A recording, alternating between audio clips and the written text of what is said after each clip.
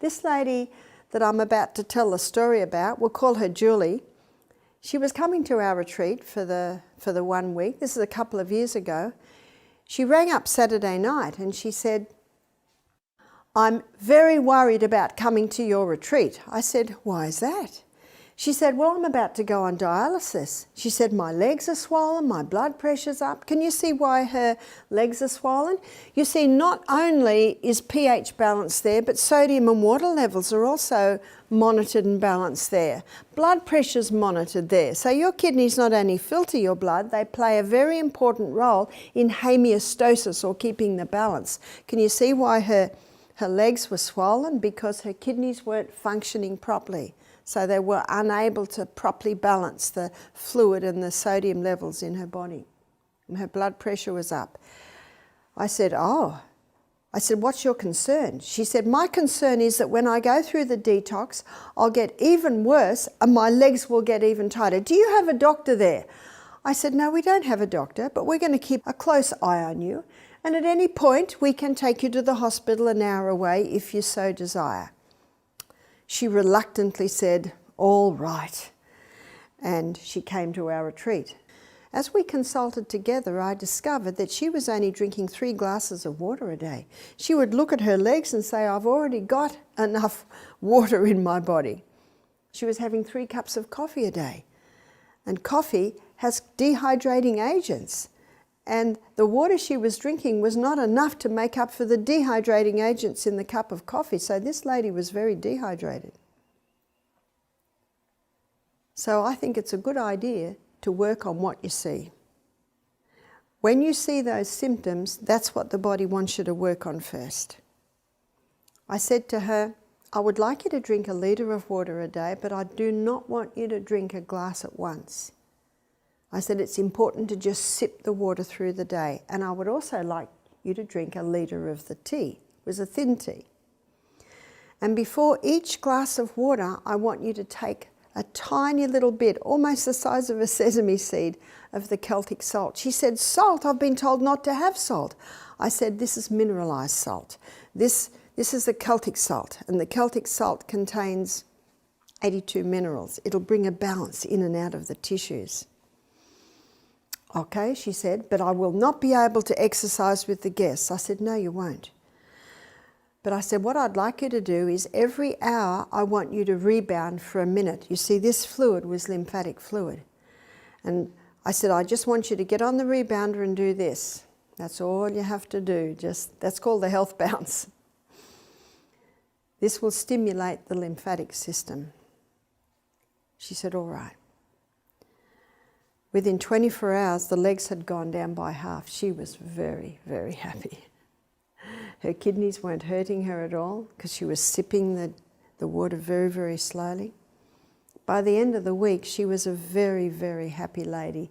She had found relief for some of these very uncomfortable conditions that she had had for so long.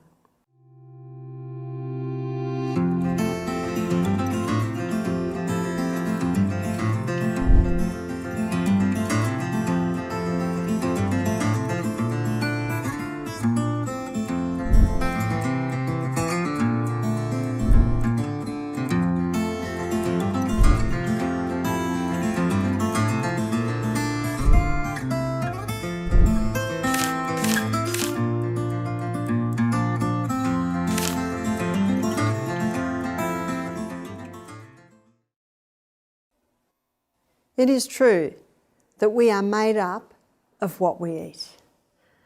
The nutrients required for the DNA, for the rebuilding of the cell, we looked earlier in the week how we're constantly being remade, are vital. And also, the way we feed our body has a lot to do with the way it functions, the way we see, the shiny hair, the skin, the muscle, the bones. So it is all a puzzle to me that doctors do not learn more about nutrition. I have met some doctors that are very knowledgeable on nutrition, but they have done their own research. We're going to spend 2 lectures on food. In this first lecture, we're going to be looking at the acid-alkaline balance in the body. If you've ever owned a swimming pool, you have to test the acid-alkaline every day, because if the water goes to acid, then the pipes corrode. If the water goes to alkaline, algae grows on the pipes. The hydroponic gardener, he's constantly testing the pH of the water that the plants, the roots of the plants sit in, because if the water goes to acid, the roots burn. If the water goes to alkaline, he doesn't get the speed of uptake of minerals out of the water and into the plant. Even slight changes in the acid-alkaline in the body can have dramatic effects on the body. So let's have a look. We're going to look at the acid-alkaline balance on the pH scale. Why does the acid-alkaline scale, why is it called pH? The acid-alkaline scale is called pH because when you dissolve acid in solution, it gives off hydrogen ions. When you dissolve alkaline in solution, it gives off hydrogen ions. So pH basically means potential hydrogen or potential hydroxy. The acid end is a reading of 0, the alkaline end is a reading of 14, and right in the middle we've got neutral. Neutral is neither acid nor alkaline, and it sits at 7. Water should be 7, but unfortunately not many waters are 7, especially if they've got fluoride or chlorine in them, they become a little acid. Blood has a reading on the pH scale. Blood's reading on the pH scale sits between 7.35 and 7.4. All blood must be within that scale, because if blood pH goes up to 8, that person will go into a coma and die of alkalosis. If blood pH drops down to 7.22, that person can go into a coma and die of acidosis. So there can't be much variation there, and we don't have to worry about the pH of our blood, because there are two organs that are constantly working to keep it within that range. One is your lungs. When we exercise, we start breathing deeply, especially when we're running up a hill. We don't choose to do that. The reason why we start breathing deeply is that we're burning more fuel, and as we burn more fuel, more carbon dioxide is given off, and maybe even a little bit of lactic acid, and so the blood pH starts to get a little more acid. So the brain says to the lungs, breathe deeply, we need you to breathe out the carbon dioxide, and we need you to breathe in the oxygen, because we need more oxygen. Oxygen alkalizes. Getting rid of that carbon dioxide also helps to alkalize. That's how the lungs do it. That's why the best thing you can do if you're at all stressed, even the heart rate is getting a little bit uneven, if someone has heart arrhythmia, breathe deeply. Breathe deeply and get that life-giving oxygen in, which will soothe the nerves and have an alkalizing effect. The other organ is the kidneys. The kidneys are constantly working to keep the pH of the blood within that range. Let me show you how it does it. This is the kidneys. We have 2 of them, and the little filtering units that I'm going to draw, they're all on the edge. That's called the cortex. So let me show you. I'm going to draw one little filtering unit, and what happens is the blood goes into that little filtering unit, and the filtrate that comes out of the blood weaves around the tubules and then down into the bladder. So here are the tubules that take the filtrate out of the filtered blood. And the blood weaves in. So it weaves into the little filtering units where it's filtered, and then the blood weaves around like this. So where on the kidneys is the filtering units? It's right on the edge, but the tubules, basically, they weave round like this. And then you've got your ureter.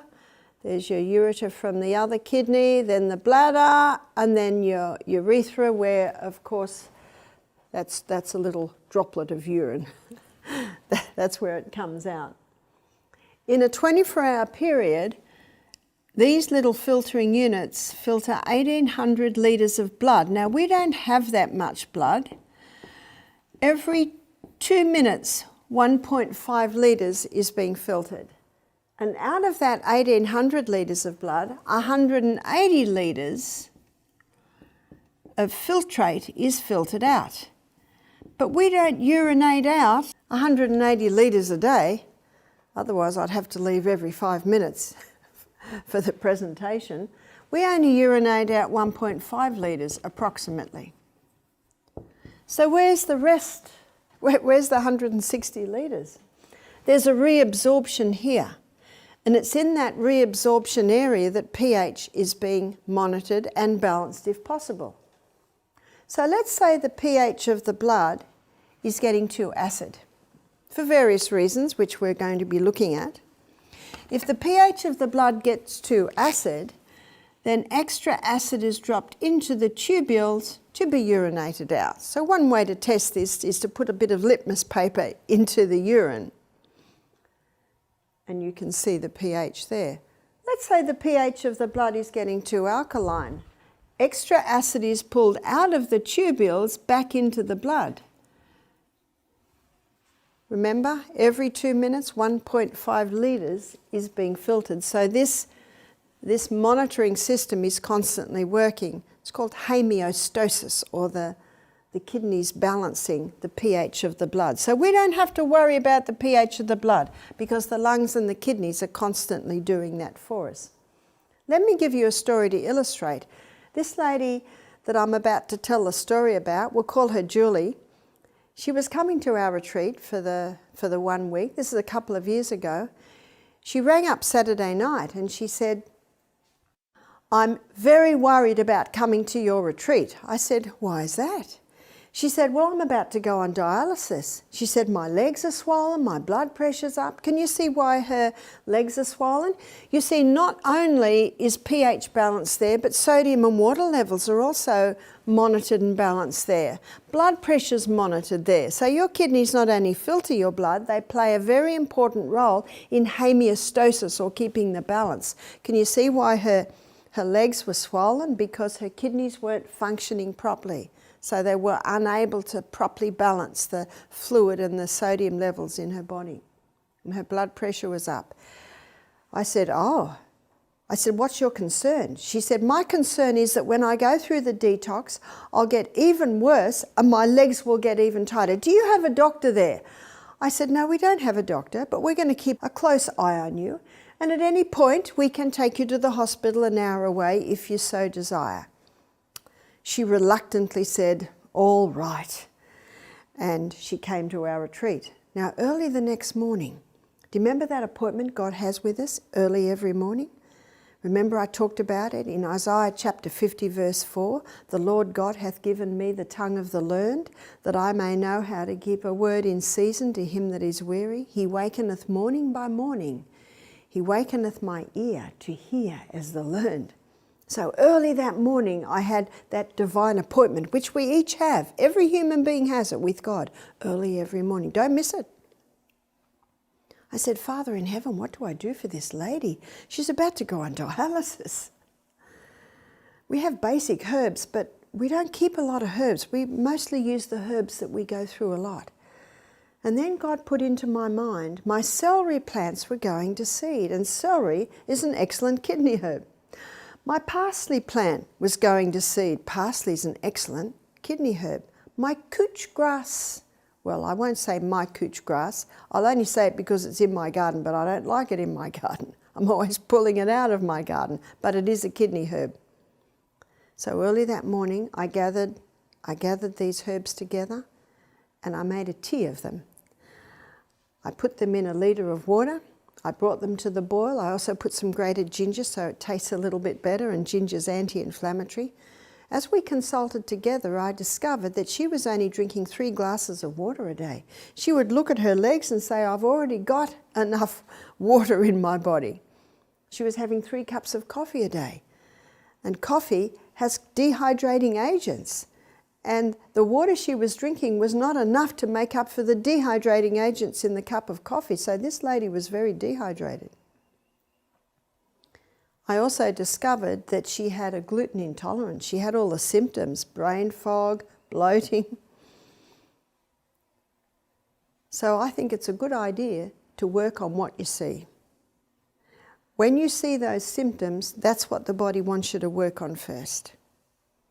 I said to her, I would like you to drink a litre of water a day, but I do not want you to drink a glass at once. I said it's important to just sip the water through the day, and I would also like you to drink a litre of the tea. It was a thin tea. And before each glass of water, I want you to take a tiny little bit, almost the size of a sesame seed, of the Celtic salt. She said, salt? I've been told not to have salt. I said, this is mineralised salt. This is the Celtic salt, and the Celtic salt contains 82 minerals. It'll bring a balance in and out of the tissues. Okay, she said, but I will not be able to exercise with the guests. I said, no, you won't. But I said, what I'd like you to do is every hour I want you to rebound for a minute. You see, this fluid was lymphatic fluid. And I said, I just want you to get on the rebounder and do this. That's all you have to do. That's called the health bounce. This will stimulate the lymphatic system. She said, all right. Within 24 hours, the legs had gone down by half. She was very, very happy.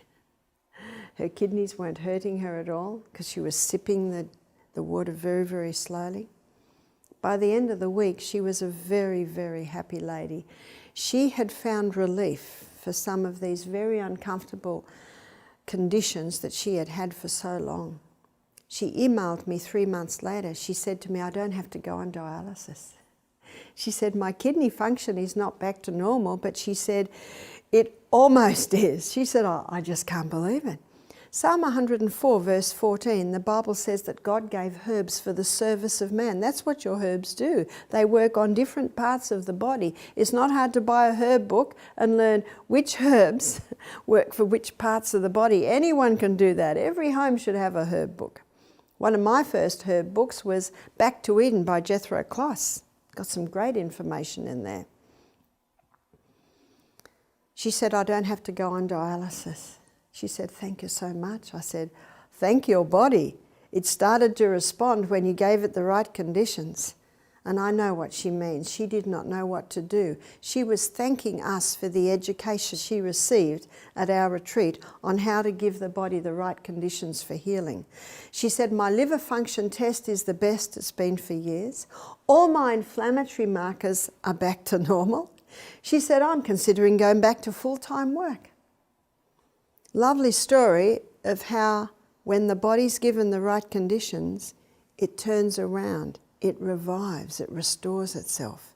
But I told you that story as an illustration to show that the kidneys not only are monitoring and balance the pH, but also sodium and water levels in the body, and also blood pressure.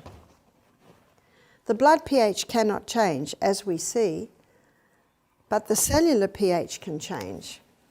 So the cellular pH should be very slightly acid, and there's a reason for that. Do you remember the hydroponic garden I mentioned? The hydroponic gardener, he tests the pH of the water that the roots are sitting in, because the water goes too acid, the little roots burn. If it goes too alkaline, he doesn't get the speed of uptake of minerals out of the water into his plant. So we are 75% water from the neck down, 85% water from the neck up. There are little chemical reactions, millions of them happening right at this moment. And the pH at the cellular level influences all those little chemical reactions. Interesting to note that the farmer, he aims for a soil pH of 6.4. The Bible says in Genesis 3:19, we come from dust, we go back to dust, we're dust. The pH of the soil and the pH of the cell, very similar.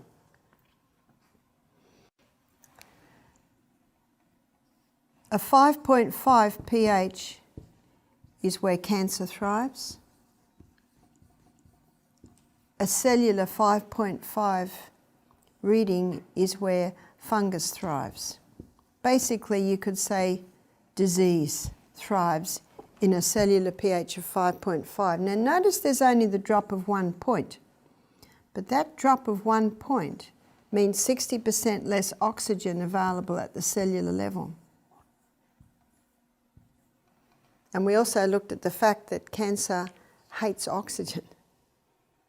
And just 1 point, because it's logarithmic, it has a dramatic effect on the body. Where does Coca-Cola sit?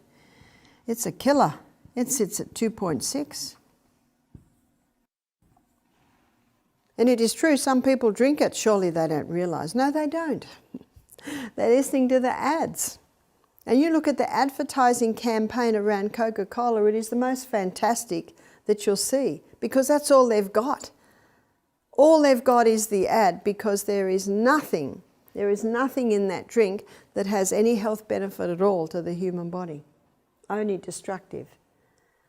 Keeping to the 8 laws of health guarantees a more alkaline environment in the body.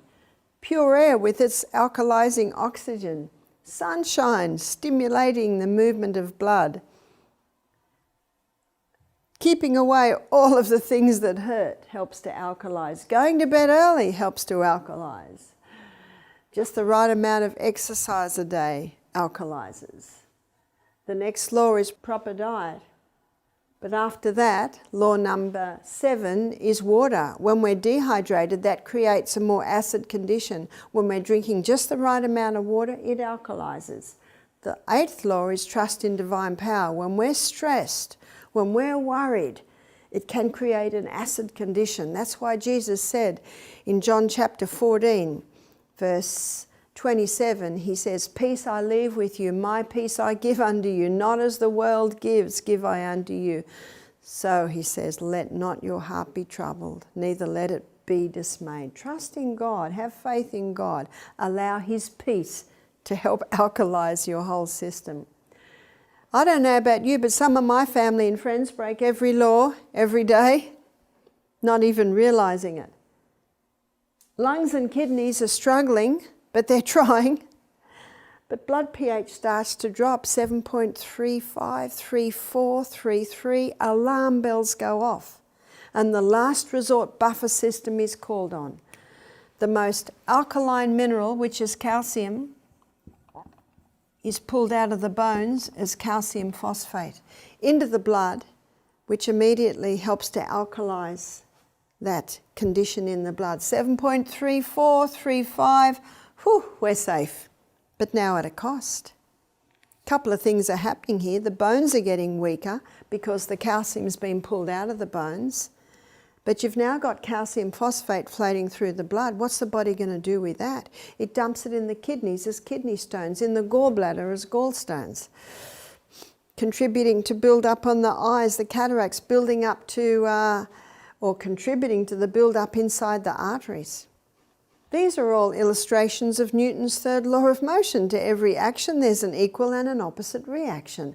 And as one writer said, this law never ceases to act as nature's equalizer, setting in motion compensatory forces to remedy every imbalance. Isn't that the true cause of disease? And imbalances happen. So many people are sick through ignorance, not realizing the effect of what's happening in their body. The most acidic substance is sulfuric acid, and on the scale of speed, sulfuric acid travels at the speed of light. The most alkaline is calcium, and on the scale of speed, it doesn't even move. But what probably affects more than anything is the food that we're eating. So let's have a look at the food. We're going to make a list of alkaline-forming food and acid-forming food. And you possibly will be surprised to see that the first food I put on the alkaline side is the humble lemon. But isn't the lemon acid? Yes, it is acid, but it's acid where it should be, which is stomach. That's the only part of your body that should be acid, the stomach.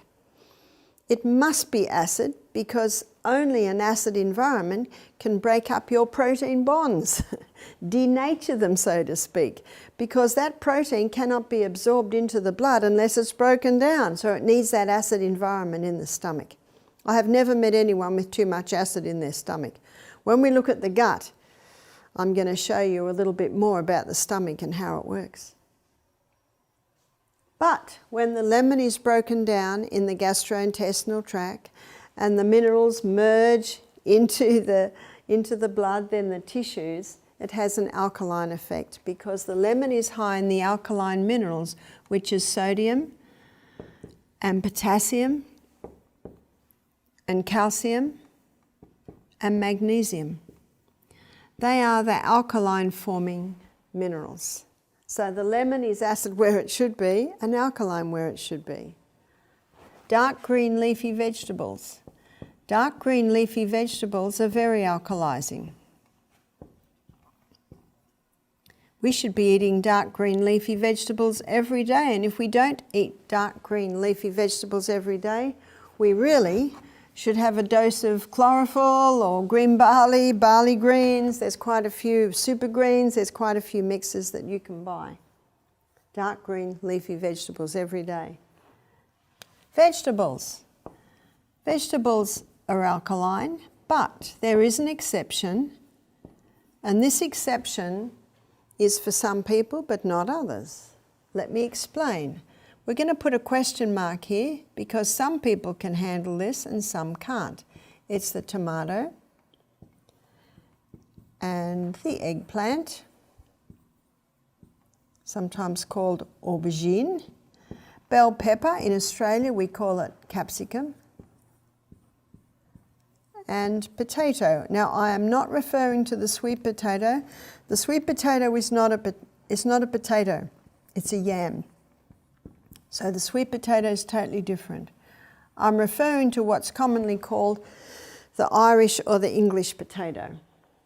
For some people these have an acid effect, and for some people they have an alkaline effect. How will you know? Who will tell you? Your body will tell you. I've seen many people conquer their arthritis by stopping the nightshades. It appears when someone has an inflammatory condition in their body, these foods can feed that inflammation. We had one lady, she did our program a few years ago, and she was in her early 70s then.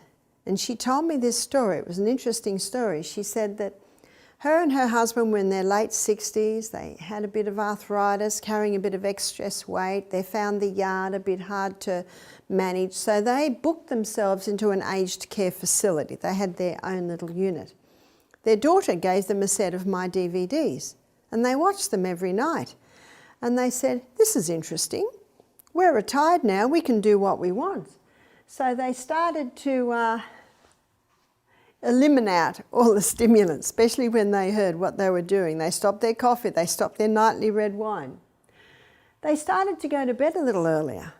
They started to implement an exercise program. On hearing the effect of the nightshades on arthritis, they decided to eliminate all the nightshades. They started to drink more water. She said after 6 months, they'd both lost weight. I think they both lost about 20 pounds, 10 kilo. She said, I noticed that I did not have any arthritic pain anymore. In fact, she said the swollen joints were starting to go down, especially, she said, when we saw the poultice DVD and put some ginger sometimes, castor oil sometimes, poultices on the fingers. After about 10 months, they looked at each other and they said, what are we doing in this aged care facility? We're feeling so good. It's like we've got a new lease on life. So they got out of the aged care facility. They bought a big caravan and a four-wheel drive, and they decided to take a trip around Australia. And when they got to Misty Mountain, they came in and spent a week with us. And you could not wipe the smile off this lady's face. She said, I'm early 70s now, and she said, I have to tell you, I feel better now than I felt in my 50s. She said, do you think I could start eating the nightshade family again? I said, you can try. You've conquered your arthritis. Who will tell her? Her body will tell her. She told me that she discovered that her body let her have half a tomato 3 days a week. She'd have eggplant maybe once a fortnight. She found that her body could not tolerate the bell pepper, so she kept that out. She said, I have a little potato most days. Your body can tell you what no one can tell you. Listen to it. Be that good doctor that will always listen to what you're saying. If you cook tomato with an oil, the reason why it's important to cook it with an oil is it causes a release of the fat-soluble vitamins. So the Lebanese and the Italians, they knew what to do, and I think the nicest oil is the olive oil. When you cook tomato with olive oil, something's released that's not available in the raw tomato. It's not even available in the cooked tomato if you don't cook it with the oil, and that is lycopene. Lycopene is a potent antioxidant used to reduce the inflammation of the prostate gland. So every man over the age of 40 should be having a cooked tomato and olive oil dish maybe 3 times a week. Lovely base for your legumes. You put it with your kidney beans, you've got Mexican. You put it with your lentils, you've got an Indian dal. So your different legumes have different flavours. As you'll see tomorrow, when we look at the oil, you should not put the oil straight in the pan because you destroy it. But if you put the oil in when there's liquid, like with the tomatoes, and keep it on a low heat, you won't destroy the oil. There's another question mark, and that is fruit. Why does fruit have a question mark? Remember what we looked at earlier this week? Your vegetables are high in fibre, high in minerals, and low in sugars. Whereas your fruit, it's high in fibre too, but it's high in sugars and low in minerals. And if someone has a yeast presence in their body and they're eating a lot of fruit, the sugar in the fruit will feed the yeast. And as the yeast feeds on the sugar in the fruit, it gives off acetic acid, it gives off lactic acid, it gives off uric acid, and it gives off alcohol. Can you see what yeast is doing? It's much prefer the refined sugar, but if you're not going to give it the refined sugar, it'll happily accept the sugar in the fruit. But what it does is it feathers its nest. It's just created the very environment that it thrives in, which is the 5.5 pH. When alcohol breaks down in the body, it breaks down to acetaldehyde. And acetaldehyde is a neurotoxin. A neurotoxin basically is a brain poison. And there are 5 places that you can be exposed to acetaldehyde. 1, if a person's having alcohol. Number 2, if a person has yeast and has a lot of fruit, it'll break down to alcohol, then acetaldehyde. Car fumes give off acetaldehyde. Cigarette smoke, acetaldehyde. And vinegar. Vinegar is acetaldehyde. Vinegar is 1 step short of alcohol in the process of making alcohol. So that's why fruit has a question mark. Some people can handle it, some can't. If someone has a yeast presence, my suggestion is go very low on the fruit, maybe just grapefruit, maybe just cherries, until you conquer your yeast problem. And my book, Self-Heal by Design, it explains that. You can get that off Amazon. If someone wants to conquer their diabetes, they need to go very low on fruits. Not forever, it's just until you conquer your problem. Millet. Millet is an alkaline grain. What's millet? Birdseed. What does the budgie do? Oh, this is America. You probably don't have budgies. We have budgies, little birds. They spit out the hull and they eat the kernel. You can buy hulled millet and it makes a lovely porridge. But remember, you're going to need 1 cup of millet to about 4 cups of water. So 1 to 4 with the millet. It's an alkaline grain. It's gaining popularity because it's also a gluten-free grain. Quinoa, spelt quinoa, also an alkaline grain and also a gluten-free grain. Buckwheat, another alkaline grain and gluten-free grain. Amaranth, amaranth isn't very well known.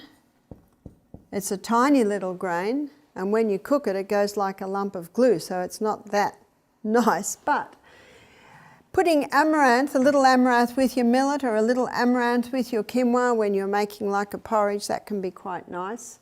And it's an attractive grain because it's gluten-free and it also is alkaline. Spelt is an alkaline grain, as is kamut. At this point, I'd like to explain spelt and kamut. And in doing that, we're going to have a look at what they did to the wheat. In a previous lecture, we looked at what the hybridization of the wheat did to the starch structure. Now I want to show you what it did to the gluten structure. The original wheat that God made is called Enkenhorn. And Enkenhorn has a very fragile protein or gluten structure. It is not sure when. They estimate about several thousand years ago, Enkenhorn did a wild hybrid with a field grass and came up with the Emma strain of wheat. Now the Emma strain of wheat is not quite as fragile protein or gluten structure, but still fairly fragile. And it is the Emma wheat that went through intensive crossbreeding to produce the hybridized wheat of today.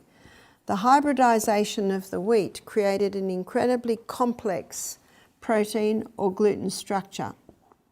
It's almost only a cast iron gut that can break down that complex structure. When I talked about the starch previously, I also explained how they rushed through the hybridization of this wheat and they didn't really take time to do any safety studies. What is spelt? Spelt is a wild hybrid of the Emma. So the spelt, also the kamut, they have retained that fairly fragile protein or gluten structure. And if that spelt flour is made into a sourdough bread is like a cultured bread. And the culturing process breaks down the protein or the gluten in the grain. And so sourdough spelt or kamut, the sourdough process brings it right back to the original protein structure, the original fragile structure. Fragile is important because fragile means easy broken down in the gut, easy to digest. If the wheat is made into a sourdough, yes, it does break down the protein or the gluten structure. So you can see it is less complex, but it is still fairly complex. This explains the gluten intolerant epidemic we're seeing today. Isn't that true? I've got a friend she's in her 70s and she's been a physician for 40 years. She said, 40 years ago, you never heard of gluten intolerance. 20 years ago, not much. Today, it's everywhere. Isn't that true? And when you understand how the wheat was hybridized, remember it went worldwide 70s. By the 1990s, every wheat product is out of the hybridized wheat. No wonder we have so much gluten intolerance. And how many on our carbohydrate list is from wheat? So there's your cereal, bread, cakes, pizza, pasta. The majority of those grains are wheat grains. I don't believe God meant us to just eat one grain. We've got such a variety of grains that we can use. So one problem is the structure was changed. Another problem is people just overdo the wheat. Another problem is babies are being fed food too young. The first teeth we get are the 8. So 4 at the top, 4 at the bottom, and they're called milk teeth. They're called milk teeth because that's really all babies should be having. But it's also taste time, maybe a little bit of a taste. I used to give my little ones a bit of cucumber when we sat to eat, but I never gave them food until they could sit, feed themselves, and they had a few teeth. That's common sense, isn't it? And by the end of the meal, there were little bits of cucumber everywhere, on the floor and on the tray, and maybe a few got in. See, that's taste time. That's when they're just starting to have little tastes of things. And when you feed children like that, they chew. When you give children I call it slop, you know, this blended stuff, that they actually never learn to chew properly. And if there's no teeth, the baby should not be given food. That defies reason for me. So what's happening today is babies are being fed food too young. But let me go on with the illustration. So we've got 8 teeth, 4 at the top, 4 at the bottom. The next tooth are the molars. When the molars come through, they're the grinders. What do we grind? We grind grain. When the molars come through, when the molars are fully through, then the glands in the mouth release the salivary amylase called ptyalin. And ptyalin is the enzyme that breaks down starch. So babies should not be receiving starch until the molars are through. What age is that? That can be anywhere between probably 14, 20 months of age. Some babies are a little bit earlier, some babies are a little bit later. I didn't feed my babies food until quite late because I discovered this. So my daughter is 44, my son, next one is 43. So I discovered it way back then. I read a book and it was talking about babies shouldn't be having food. And this book was written in the 50s. And when I investigated, I discovered, you know, babies weren't fed food 100, 200 years ago. Babies were breastfed sometimes till they were 5, often not eating food until they were about 2 years of age. You know what this means? This means that Einstein, Galileo, Rembrandt, Bach, Mozart, all these geniuses of time past, they were not fed food until later. And yet I have read a newspaper article by a paediatrician that said, feed your babies food when they're young and they will be smarter. And I thought, how can you get smarter than these brilliant men of time past? And it makes no sense. It never made sense to me to mash up all this food and put it in the baby's mouth. Have you noticed what the first thing it does? It comes straight back out, because when a baby sucks with the tongue and the top lip. And so when that food is put in, that mashed up slop, when that's put in, the baby uses its tongue and its top lip like it always does, and the food comes straight back out. One mother said, no, you just keep scooping it up and putting it back in. That defied reason for me. So I never gave my babies food until they could sit. And remember, taste time, when they just had those 8 teeth, just maybe a bit of banana, maybe a little bit of apple to just suck on, maybe a little bit of pear, because it's just taste time.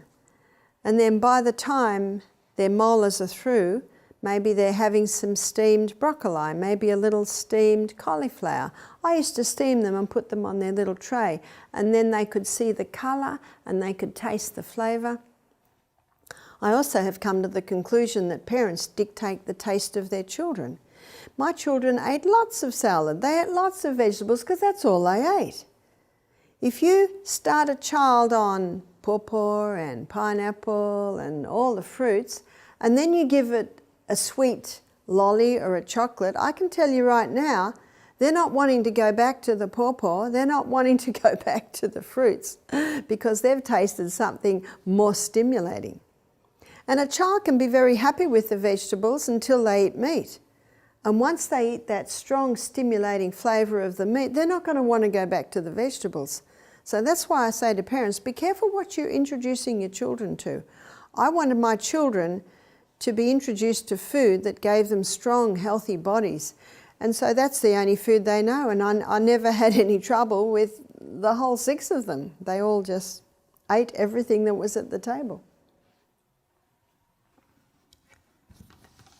So people are getting gluten intolerance because they overeat the hybridized wheat. The wheat was hybridized, and being fed food too young as babies, then the gut, the digestion is compromised. Lima beans and lentils and soy are the 3 alkaline legumes. And remember, we looked at soy. It's only a problem if it's been genetically modified and grown with poisons. Almonds and Brazils, these are the two alkaline nut. They're both alkaline nuts, and the almond is the highest in protein, excellent form of iron. Brazil nuts are very, very high in selenium. Selenium is needed by the thyroid gland to convert iodine into thyroxine.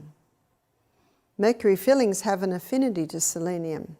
So many people with mercury fillings, that's contributing to a thyroid problem. So please remove those mercury fillings and have 5 Brazil nuts a day. You'll get all the selenium that you need for the day. All your seeds are alkalizing.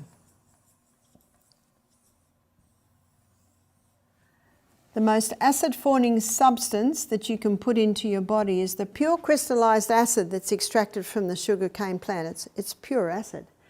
Now this list here are high in the acid-forming minerals, which is sulfur and chlorine and phosphorus.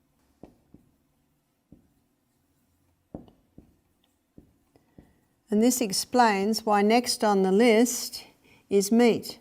When meat breaks down into the body, I mentioned this earlier in the week, when meat breaks down in the body, only 58% is burned as fuel. That's a 42% waste. And that waste is a sulfur waste. This explains why Dr. Colin Campbell, we could switch cancer cells on and off by the amount of meat and dairy products he was giving the rats. The hybridized wheat, the hybridization of the wheat created more of the acid minerals.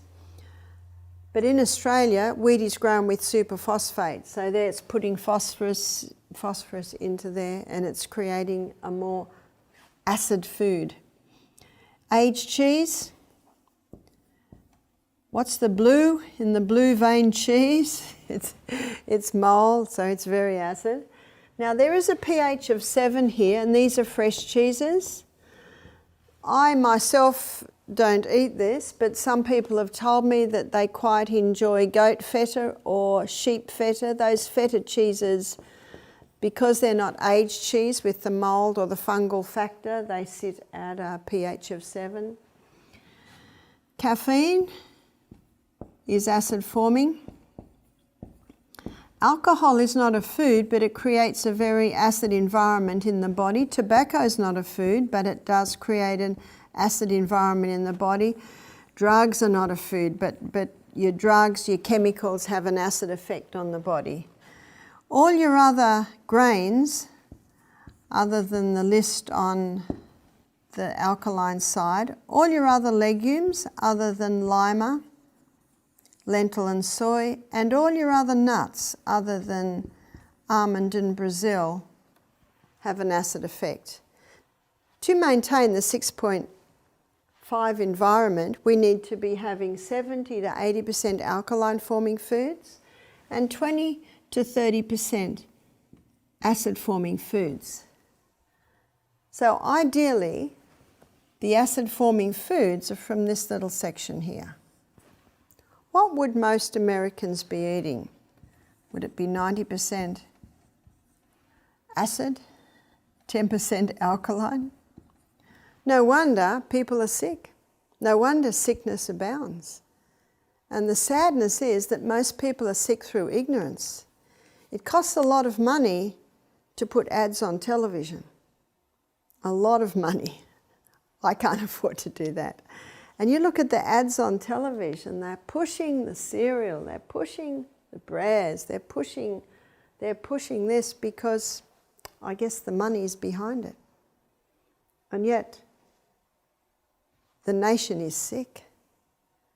So what you can do for the health of you and your family is start eating more vegetables. Start implementing more dark green leafy vegetables. Start pursuing the other grains. Drop these down. It's a great reason to go to a health retreat. A health retreat is a great way to detox from the stimulants. Now, it is not that cashews are bad, and it's not that macadamia nuts are bad. They are on the acid side. We need a little acid. It's not that rice is bad, or oats. We need a little acid.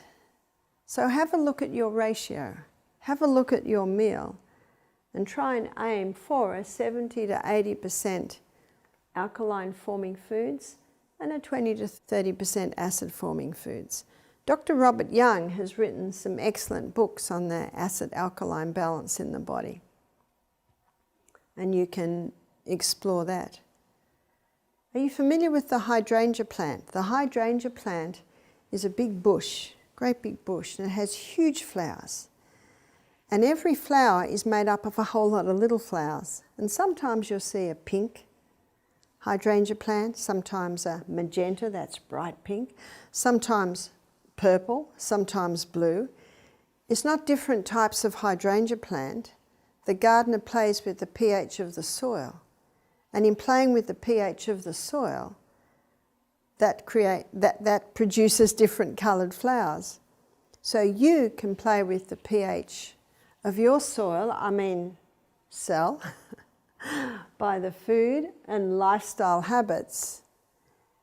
And you can either feed disease or you can create an environment in the body where disease can't survive just by the conditions that you're giving the body. Drinking more water, exercising every day, going to bed early, eliminating, and notice all the temperance list basically sits on the acid side. Daily sunshine, pure air. How many on our carbohydrate list are from the acid side? So cereal, bread, cakes, pizza, pasta, rice, sugar, and if you deep fry the potatoes in 2-week-old oil, you can bring those over too. So no wonder the people are sick. So my encouragement to you is to be mindful of the effect that the acid-alkaline has on your body and take steps to alkalize your body today.